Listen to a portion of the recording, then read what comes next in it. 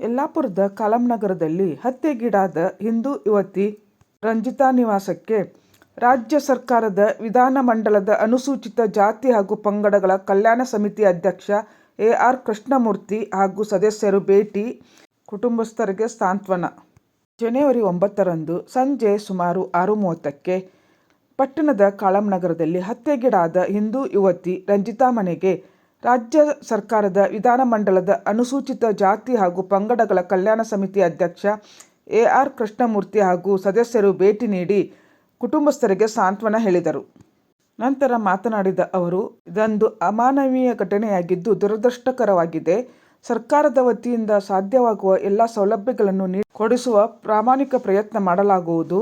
ಹಾಗೆಯೇ ಮೃತ ರಂಜಿತಾಳ ಮಗನ ವಿದ್ಯಾಭ್ಯಾಸಕ್ಕಾಗಿ ಸ್ಥಳೀಯ ಮುರಾರ್ಜಿ ವಸತಿ ಶಾಲೆಯಲ್ಲಿ ಮುಂದಿನ ಶೈಕ್ಷಣಿಕ ವರ್ಷಕ್ಕೆ ನೇರವಾಗಿ ದಾಖಲಾತಿ ನೀಡುವಂತೆ ಅಧಿಕಾರಿಗಳಿಗೆ ಸೂಚಿಸಿದರು.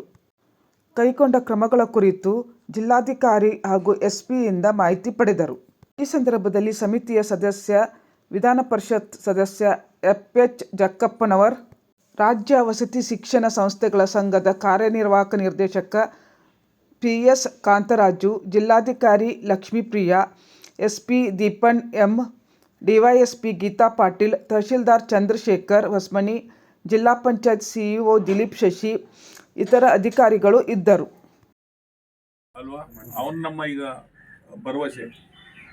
ಆ ತಾಯಿಗೆ ಆತ್ಮಕ್ಕೆ ಶಾಂತಿ ಸಿಗಬೇಕಾದ್ರೆ ಅವನೊಂದು ಒಳ್ಳೆ ಪದವೀಧರನಾಗಿ ಒಂದು ಹುದ್ದೆ ಸಿಕ್ಕಾಗ ಆ ಅಮ್ಮನಿಗೆ ಆತ್ಮ ಸಿಗುತ್ತೆ. ಇಲ್ಲೇ ಇದೆ ಸರ್, ನಿಯರ್ ಮುರಾರ್ಜಿ ಸ್ಕೂಲ್ ಇದೆ ಸರ್, ಇಲ್ಲಿಗೆ ಹೇಳ್ಬೇಡ್ರಿ.